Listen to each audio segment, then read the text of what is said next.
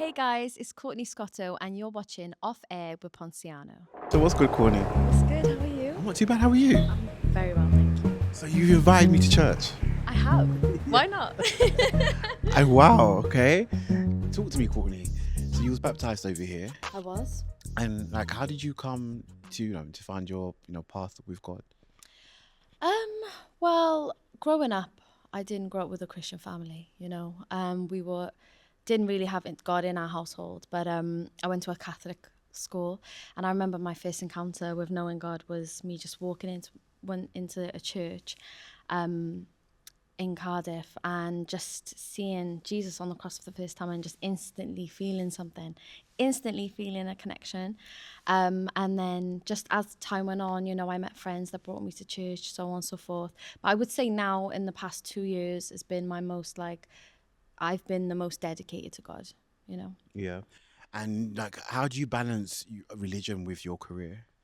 I try to mix it. I try to incorporate it into my music. I try to avoid certain things, certain situations. So just trying to really understand what God has planned for me, and I believe that will be my career. Yeah. Yeah, We're gonna get more into the music in a bit. So you're from St. Melons, I am. all right? And there are two sides of St. Melons, okay? You've got the bougie side, and then you've got the ends, right? You got the raw side. Which side of St. Melons are you from? I'm from the ends. You're I from the can't ends. lie. I'm from the ends. It's a bit rough around the edges, but what a community! Yeah, it's proper community around there. What was it like growing up there? It was obviously tough. We didn't have much, we were in council estates, and we grew up around a lot of like crime and so on and so forth. But I wouldn't say it wasn't too bad for me. We made something out of nothing always. As kids growing up in council, we always used to have a lot of community. We always used to play together, and literally we had nothing, but I was so happy there, and I had so much fun. Yeah. Yeah. I mean, for someone that's never been to St. Melons, sometimes it gets such a bad rep. Okay. Like, what would you say to someone that's never been there? Like, how, what would you say about the bad rep that it gets? I can't believe we get a bad rep. No, I'm joking. I understand it, but what I would say is we all look out for each other. It's a genuine community out there, and don't be afraid to come. Come to Tesco. And then, so how does a girl from St. Melons end up becoming a backing singer? Well, just putting myself out there, really, mixing with like-minded people, people that was doing music at the time. Then I met that person, then I would network and meet that person, and then I ended up doing backing for Faith, one of my good friends, and I've learned so much from her. So grateful for her, and now I'm just doing my own thing. Yeah. Yeah. Did you grow up doing music? Was it something that you was always into? Did you grow up thinking, hey, I want to be a singer, I want to be a musician? 100%. At which point? Oh, like since I could remember. I don't know. I didn't think there was anything else I wanted to do. There was you have lots of things you want to do when you grow up. A singer and a musician was like my number one thing. I thought I was Beyonce when I was growing up, and I would just ask anyone who knew me, I'd be singing everywhere. I would just try and do everything I could, but that was literally all I wanted to do. Yeah. Yeah. Do you remember the first song you ever performed or you ever learned? I remember it was a Rihanna song. I performed at the X Factor in my primary school, and I remember doing a whole dance routine, and at the time we were using CDs, and the CD was skipping, so I had to keep restarting it. However, it was so fun, and that was probably my first experience being in front of an audience, but I've always have annoyed my family with my singing. Where does the confidence come from? I don't know. Maybe just watching Beyonce when I grew up. I think everyone wants to be genuinely Beyonce. think so. Yeah, I feel like everyone can say that, but I don't know. I just always thought it was only when I grew up I started being like, oh, maybe am I not good enough? That having those doubts in your head. But when I was a kid, that was literally, I thought I was it. Yeah. Yeah, for real. So you got artists like Mariah Carey, Michelle Williams of Destiny's Child, and they all started out doing backing vocals Oh yeah. before they got into bands or they became musicians themselves. Would you say that being a background singer is a good training ground for any artist? Absolutely, yeah. I learned so much. I learned about blending, harmony, working with a band. I learned about stage presence and just networking. I would recommend it so much. If you're someone who's quite nervous to start off singing, I would definitely recommend doing backing just to build your confidence a bit, build your knowledge within the music industry. Absolutely, yeah, I would. That would be a great start. Out of the both of them, I'm guessing obviously you prefer being at the front, but it would be good to know that what's the experience like when you're doing backing vocals and actually being a musician up right front and center. I would say I love being with the girls, Faith and Bruna and the band. I love just sharing my time with them. So I would say I miss that sometimes when I'm doing my own thing. But I'm grateful that I get to do my own thing. And I've always written music and I've always knew I was like good at it. So it was inevitable for me to go into doing solo stuff. But yeah, just me now, I would just say I just miss singing with them, really. Yeah. Yeah. It's great that you just brought up Bruna and, Faithy. And it's great to see that you guys have got that solidarity. Like, you guys have got a sisterhood. Like, you guys really support each other and you guys are always bigging up each other. How does it work? Like, when you're putting out projects or when you're working on something, do you guys normally call each other up and be like, hey, guess what? I'm working on this and will you listen to this? Or can you get involved in this? How does that work? You know what? Sometimes we show each other what we're doing. Sometimes we don't. Sometimes we just drop. But no matter what we do, we're always supporting each other. We're always sharing. We're always, if the girls ever needed me for anything, I'm there always. And I'd hope I'd get that same thing. I know I would because they're always there for me as well. So, yeah. So it's a proper sisterhood, like you said. It's lush because we're all growing together as well. Faith has had a lot more experience, and she's a lot bigger, but I'm learning a lot from her, and even Bruna. Like, we can all work together, and I think that's what we need in Wales, especially. We all need to come together and be more of a community and uplift each other a bit more, support each other a bit more, because we don't really get that recognition anywhere else. So I think if we all work together and we all uplift each other, I think we all do great things. Really, yeah. So you've just dropped your EP, all right, Therapy Tapes, Volume 1. What does this project mean to you? Oh, everything. It's my debut EP, meaning it's my first ever body of work.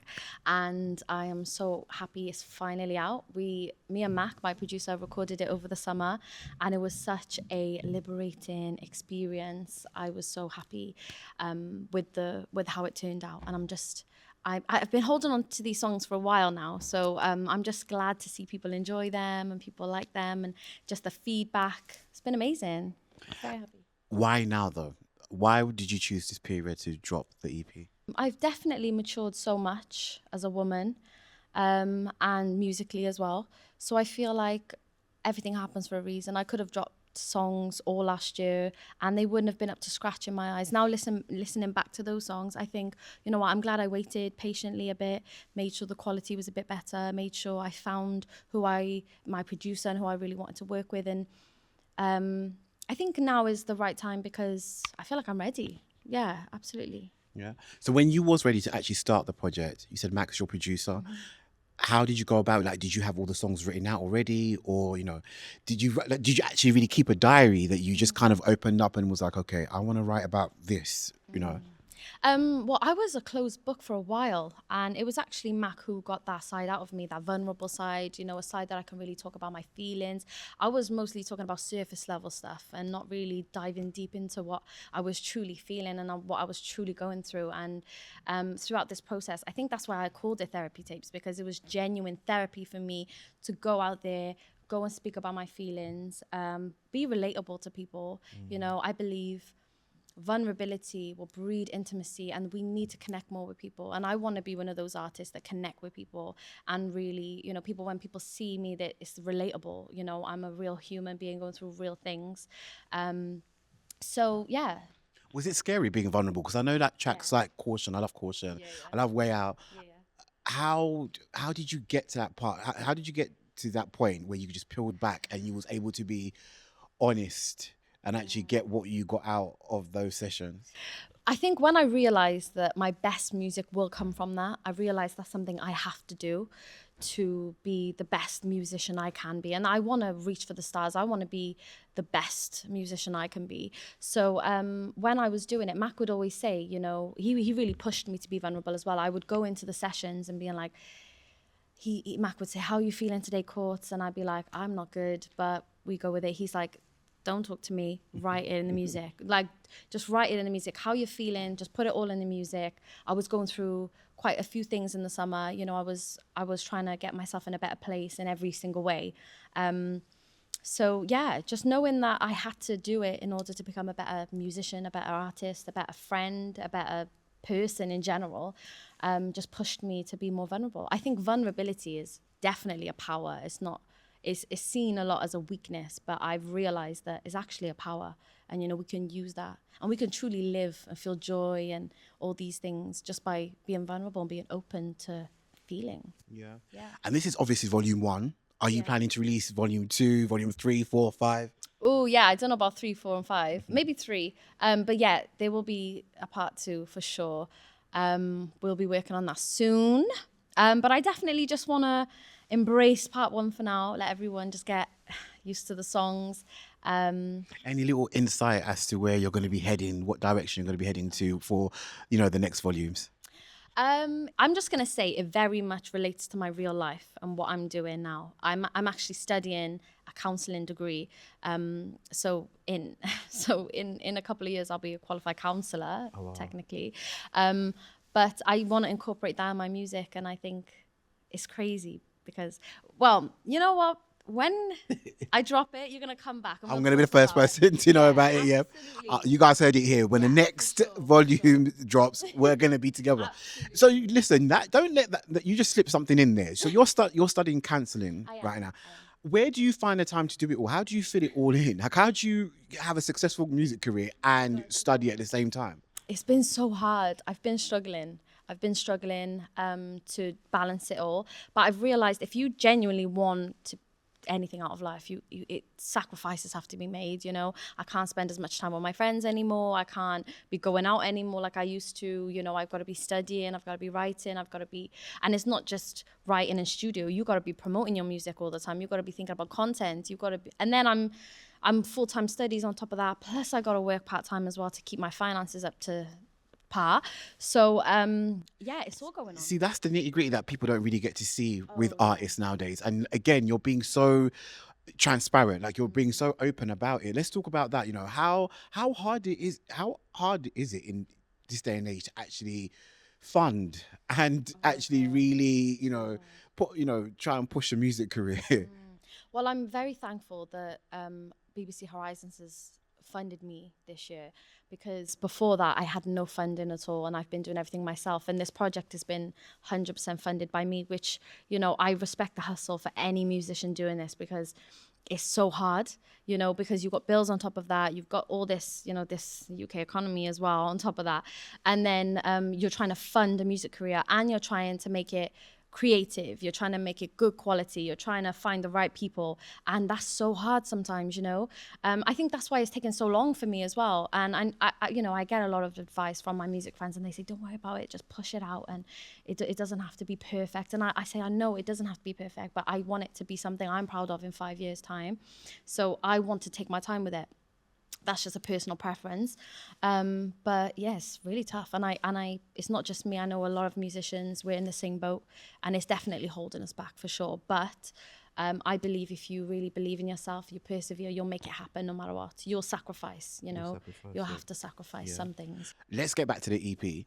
Out of all the tracks that you've got on Therapy Tapes, what track would you say is you right now? At this present moment right now, which track would you pick to describe who you are right now?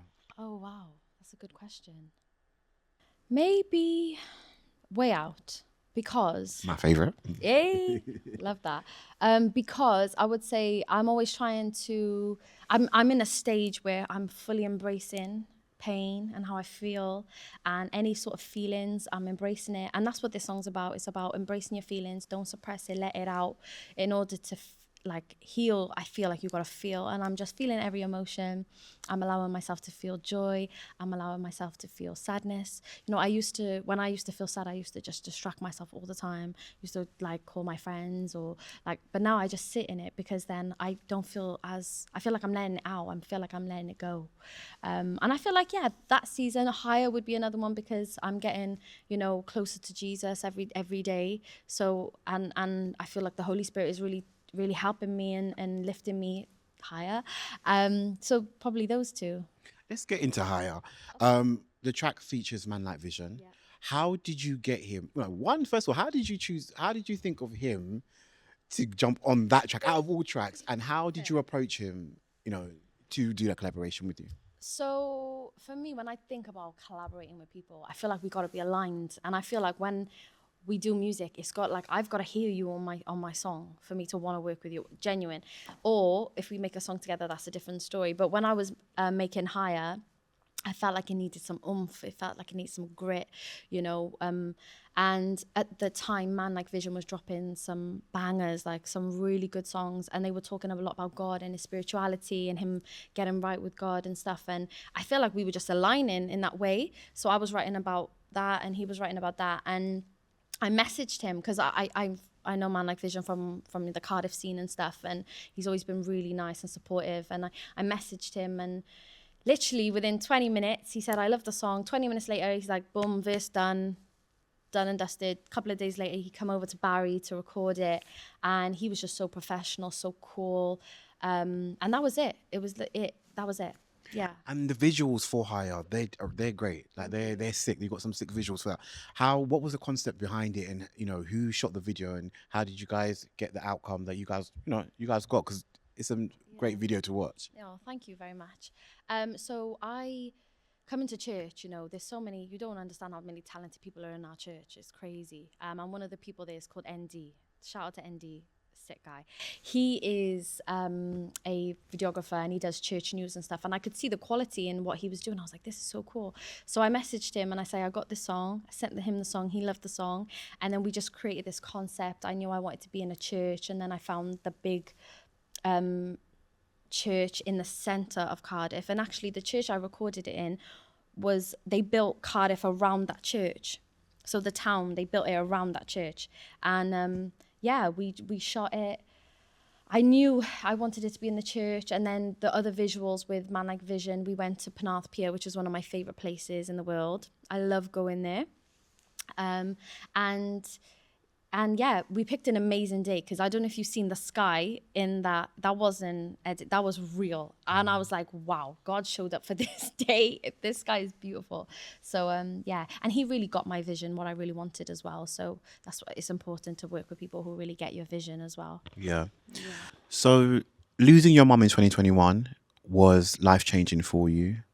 How did that define your relationship with music? Good question. Obviously, that was a tragic year.